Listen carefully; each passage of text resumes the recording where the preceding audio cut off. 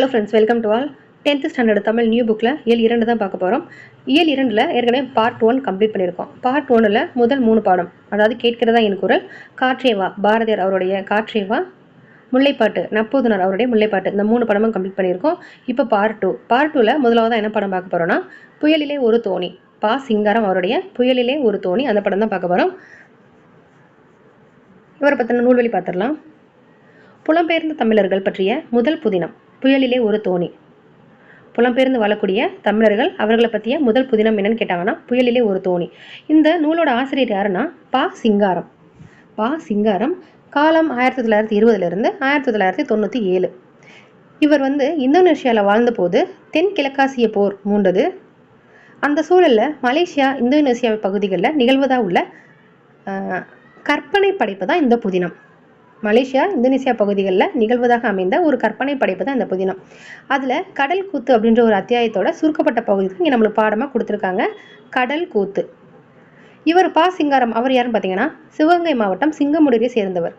சிவகங்கை மாவட்டம் சிங்கமுனரி பா சிங்காரம். வேலைக்காக இந்தோனேஷியா சென்றிருக்காரு. மீண்டும் இந்தியா தினத்தந்தி நாளிதழில் பணியாற்றிருக்காரு. தினத்தந்தி நாளிதழில் பணியாற்றிருக்காரு. இவர் அன்றைய சூழலில் அவருடைய சேமிப்பு 7.5 லட்சம் அதை மாணவர்களின் கல்வி வளர்ச்சிக்காக வழங்கியிருக்காரு.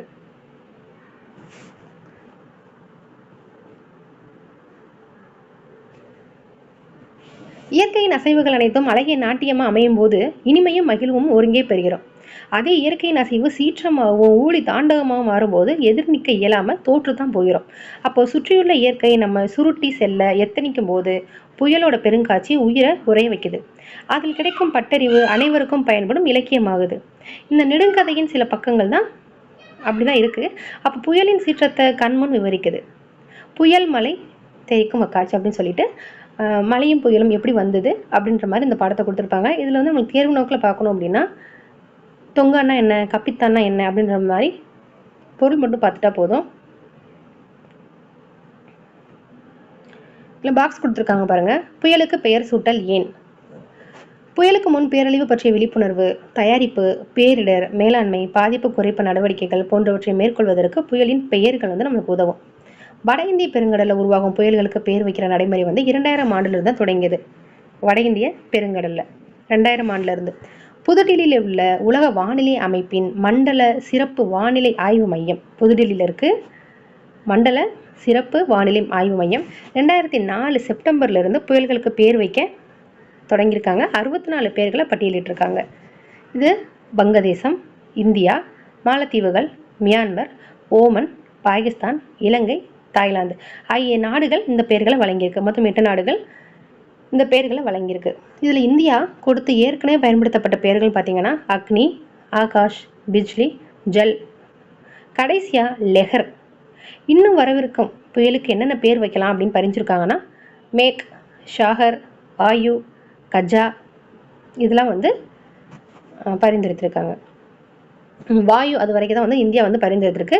கஜா புயலின் பேர் இலங்கை தந்தது. அடுத்து வரக்கூடிய பேட்டி புயல் தாய்லாந்து தந்தது. அப்படி சொல்லிட்டு புயலுக்கு பேர் வைக்கிறது எப்போலேருந்து நடைமுறைக்கு வந்தது, எந்தெந்த நாடுகள்லாம் வழங்குது, என்னென்ன பெயர்கள்லாம் வழங்கியிருக்கு அப்படின்றத பார்த்தோம். இதில் பாருங்கள், கப்பித்தான் அப்படின்றது என்னது, தலைமை மாலுமிக்கு பேர் கப்பித்தான். இது தேர்வில் கேட்டிருக்காங்க. கப்பித்தான் அப்படின்னு யாரை அழைக்கிறாங்க அப்படின்னு கேட்டிருக்காங்க. தலைமை மாலுமி, கேப்டன். தொங்கான்னா என்னன்னா கப்பல். தொங்கான்னா கப்பல். இடம்புரி புயலும் வலம்புரி புயலும். மேட்டிலிருந்து தாழ்வு பகுதிக்கு பாயும் தண்ணீர் போல காற்றழுத்தம் அதிகமான இடத்துல இருந்து குறைவான இடத்துக்கு காற்று வீசும். இப்படி வீசும் காற்றோட போக்க தனது புவி தன்னோட அச்சில மேற்கிலிருந்து கிழக்கா சுழல்கையில மாத்துமா. அப்போ நிலநடு கோட்டோட வடக்கு பகுதியில் வீசும் காற்றை வலப்புறமா திருப்போம், தெற்கு பகுதியில் வீசும் காற்றை இடப்புறமா திருப்போம். காற்றின் வேகம் கூடினால் இந்த விளக்கமும் கூடும். வங்கக்கடலில் வீசுகிற புயல் அமெரிக்கா, ஜப்பான், சீனாவை தாக்கும் இடம்புரி புயல்கள். வங்கக்கடலில் வீசக்கூடிய புயல்கள்.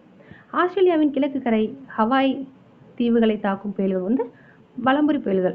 இடம்புரி புயல்கள் எதெல்லாம் தாக்கும், வலம்புரி புயல்கள் எதெல்லாம் தாக்கும்னு பார்த்துக்கோங்க. பிரெஞ்சு நாட்டை சேர்ந்த கணித வல்லுநர் காஸ்பர்ட் குஸ்டவ் கொரியாலிஸ் இந்த விளைவை 1835 கண்டுபிடிச்சிருக்காரு.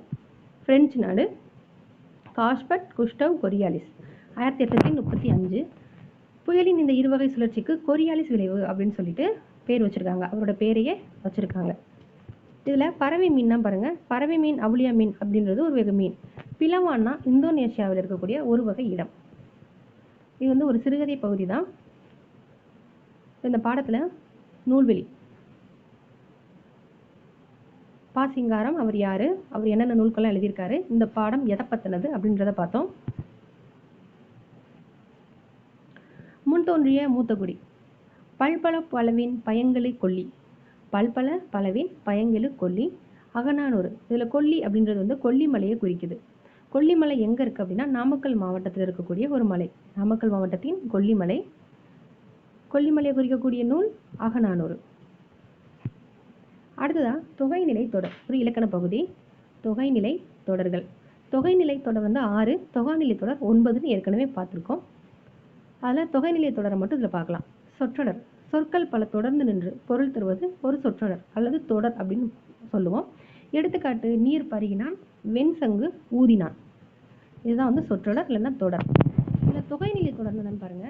பெயர் சொல்லோடு வினை சொல்லும் பெயர் சொல்லும் சேரும் தொடரின் இடையில் வேற்றுமை உருபுகளோ வினை பண்பு முதலியவற்றின் உருபுகளோ தொக்கி அப்படின்னா மறைந்து 2 அல்லது அதற்கு மேற்பட்ட சொற்கள் ஒரு சொல் போல் நிற்குமானால் அதை தொகைநிலை தொடர் அப்படின்னு அழைப்பாங்க.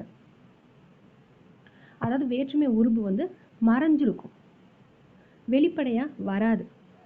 மேற்கண்ட தொடர் கரும்பை தின்றான் என்னும் பொருளை தான் உணர்த்துது. இந்த தொடரில் 2 சொற்களுக்கு நடுவில் ஐ அப்படின்ற ஒரு உருபு மறைஞ்சிருக்கு இல்லையா, அப்போ மறைந்து வரக்கூடியது தொகை. தொகைநிலை தொடர் மொத்தம் எத்தனை வகைப்படும்னா 6 வகைப்படும். அது என்னென்ன? வேற்றுமை தொகை, வினை தொகை, பண்பு தொகை, உவமை தொகை, உம்மை தொகை, அன்மொழி தொகை. வேற்றுமை தொகை, வினை தொகை, பண்பு தொகை, உவமை தொகை, உம்மை தொகை, அன்மொழி தொகை. இந்த 6ம் தான் தொகைநிலை தொடர்கள். முதலாவதா வேற்றுமை தொகைன்னு என்னன்னு பார்க்கலாம். மதுரை சென்றார். இந்த தொடரில் மதுரைக்கு சென்றார் அப்படின்னு வந்து விரிந்து நின்று தான் பொருள் தரணும். ஆனால் கொடுக்கப்பட்ட 2 சொற்களுக்கு இடையில கு அப்படின்ற ஒரு வேற்றுமை உருபு இல்லை, அது தொக்கி நிற்குது, அதான் மறைந்து நிற்குது. அப்போ இது வேற்றுமை தொகை. ஒரு தொடரில் வேற்றுமை உருபுகள் ஐயால் கு இன்னது கண் ஆகியவற்றில் ஏதோ ஒரு மறைந்து வந்துச்சு அப்படின்னா அது வந்து வேற்றுமை தொகை. அப்போ உருபும் பயனும் உடன்தக்க தொகைன்னு சொல்கிறோம்ல, அப்போனா என்னென்னா தேர் பாகன். அப்போ இதில் எந்த ஒரு உருபை சேர்த்தாலுமே முழு பொருளை கொடுக்காது. இந்த தொடரில் தேரை ஓட்டும் பாகன் அப்படின்ற விரிந்த பொருளை தான் உணர்த்துது. அப்போ தேர் பாகன் என்னும் சொற்களுக்கு இடையில் ஐ என்ற வேற்றுமை உருபும் ஒட்டு என்னும் ஓட்டும் அப்படின்ற ஒரு பொருளை விளக்கும் பயனும் மறைந்து வந்திருக்கு. ஐ அப்படின்ற வேற்றுமை உருபும் ஓட்டும் அப்படின்ற ஒரு பொருளும் மறைந்து வந்திருக்கு. அப்போ இந்த தொடரில் வேற்றுமை உருபும் அதன் பொருளை விளக்கும் பயனும் சேர்ந்து வந்து உருபும் பயனும் வர்றதுனால இது வந்து உடன்தொக்கு தொகை எனப்படுது. இதுவும் ஒரு வேற்றுமை தொகை தான். வேற்றுமை தொகைன்னா அந்த பகுதியை சேர்ந்தது தான். தமிழ் தொண்டு, அப்போ தமிழுக்கு செய்யும் தொண்டு, இது 4ஆம் வேற்றுமை உருபும் பயனும் உடன்தொக்கு தொகை. எந்த வேற்றுமை உருபு சேருதோ அதை கொண்டு தான் அதோட பயனும் உடன்தொக்கு தொகைன்னு சொல்லிட்டு சொல்லுவோம். அடுத்ததா வினைத்தொகை.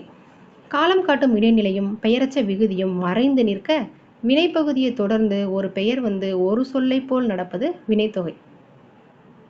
காலம் காட்டும் இடைநிலையும் பெயரச்ச விகுதியும் மறைஞ்சு வினைப்பகுதியை தொடர்ந்து ஒரு பேர் வந்து ஒரு சொல்லை போல் நடப்பது வினைத்தொகை.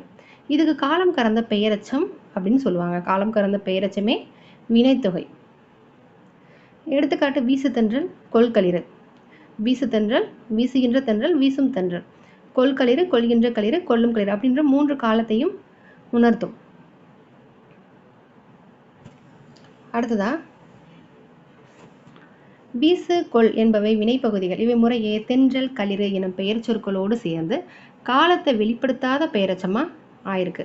மேலும் வீசிய காற்று, வீசுகின்ற காற்று, வீசும் காற்று, கொன்ற களிறு, கொள்கின்ற களிறு, கொல்லும் களிறு அப்படின்னு முக்காலத்தையும் பொருந்தும்படி விரிந்து பொருள் தருது.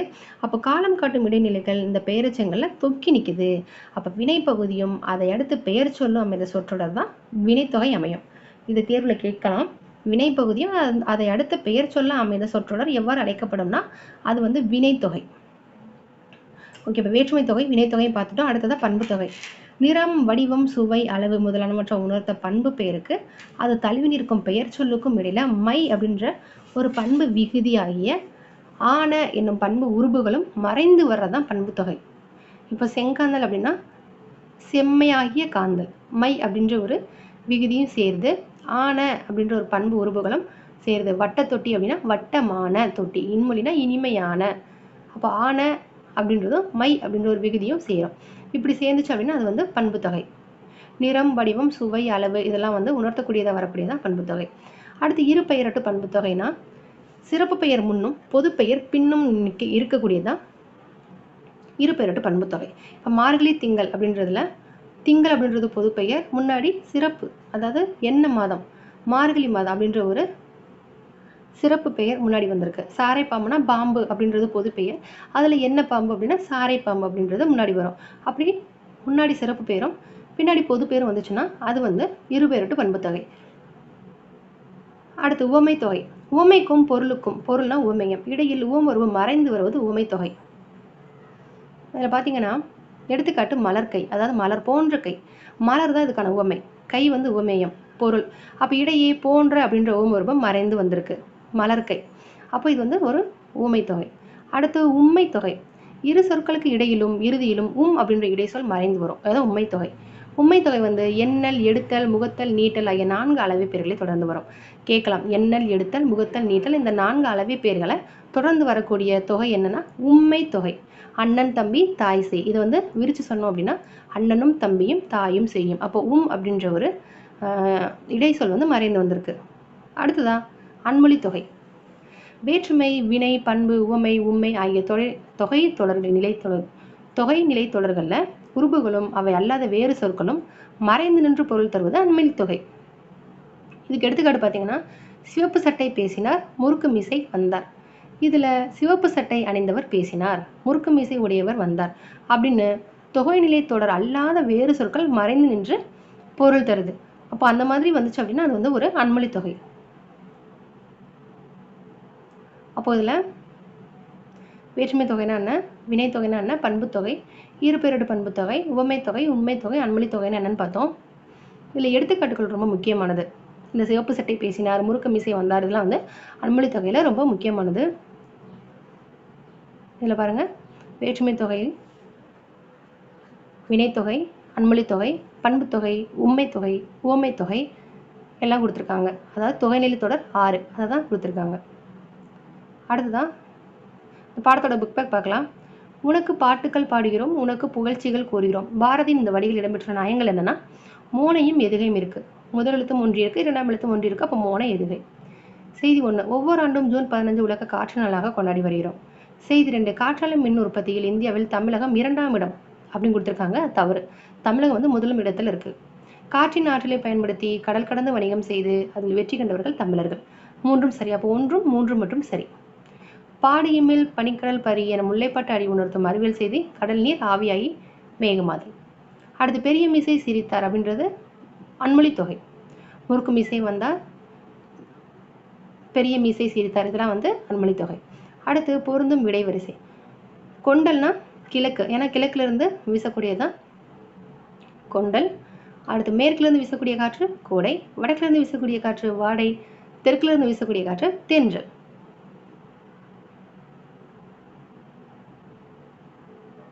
அடுத்ததா கவிஞர் கண்ணதாசன் அவருடைய ஒரு பாடல் கொடுத்துருப்பாங்க. மலர்ந்தும் மலராத பாதி மலர் போல் அப்படின்னு சொல்லிட்டு ஒரு திரை இசை பாடல் கொடுத்துருப்பாங்க. அப்துல் ரஹ்மான், கவிஞர் அப்துல் ரஹ்மான் அவருடைய ஒரு கவிதை. அந்த இடம் காற்றியே வா, உன்னை பாடாமல் இருக்க முடியாது, ஏனெனில் பாட்டின் மூல ஊற்றே நீதான். பொய்கையிடம் போனால் குளிர்ந்து போகிறாய், பூக்களை தொட்டால் நறுமணத்தோடு வருகிறாய், புல்லாங்குழலில் புகுந்தாய் இசையாகி விடுவாய், எங்களிடம் வந்தால் மட்டுமே அழுக்காகி விடுகிறாய். மரங்களின் ஊமை நாவுகள் உன்னிடம் மட்டுமே பேசுகின்றன, கடல் அலைகள் உன்னோடு மட்டுமே குதித்து கும்மாளம் ஆடுகின்றன, வயலின் பச்சை பயிர்கள் நீ வந்தால் மட்டுமே ஆனந்த நடனம் ஆடுகின்றன. நீ என்ன குதூகலமா, கொண்டாட்டமா, கோலாகலமா? நெடுநாட்களாகவே எனக்கு ஒரு சந்தேகம். விளக்குகளிலிருந்து பறிக்கும் சுடர்களை, பூக்களிலிருந்து திருடும் நறுமணத்தை, வீணையிலிருந்து கவர்ந்த இசையை எங்கே கொண்டு போய் ஒழித்து வைத்திருக்கிறாய். இது வந்து காற்றை பற்றி கவிஞர் அப்துல் ரஹ்மான் அவருடைய ஒரு பாடல்.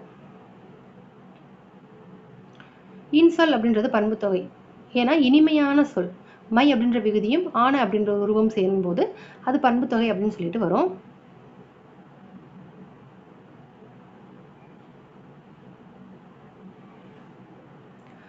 ஓகே, அடுத்ததான் இந்த இந்த பாடத்துக்கான கலைச்சொல் பார்க்கலாம். ஸ்டோம் அப்படின்னா புயல், டோர்னடோ அப்படின்னா சூறாவளி, டெம்பஸ்ட் அப்படின்னா பெருங்காற்று, லேண்ட் பிரீஸ் நிலக்காற்று, சீ பிரீஸ்னா கடல் காற்று, ஒயில் வைண்ட் அப்படின்னா சுழல் காற்று. இது ரொம்ப ரொம்ப முக்கியமானது இந்த கலைச்சொல். அடுத்த அறிவை விரிவிசை. குயில் பாட்டு பாரதியார். அதோ அந்த பறவை போல அப்படின்றது வந்து ச முகமது அலி. உலகின் மிகச்சிறிய தவளை எஸ் ராமகிருஷ்ணன். குயில் பாட்டு பாரதியார், அதோ அந்த பறவை போல ச முகமது அலி. உலகின் மிகச்சிறிய தவளை எஸ் ராமகிருஷ்ணன். இதோட இயல் 2 முழுசாக கம்ப்ளீட் பண்ணியிருக்கோம். இது பார்ட் 2. அடுத்ததான் இயல் 3 பார்க்கலாம். தேங்க்யூ.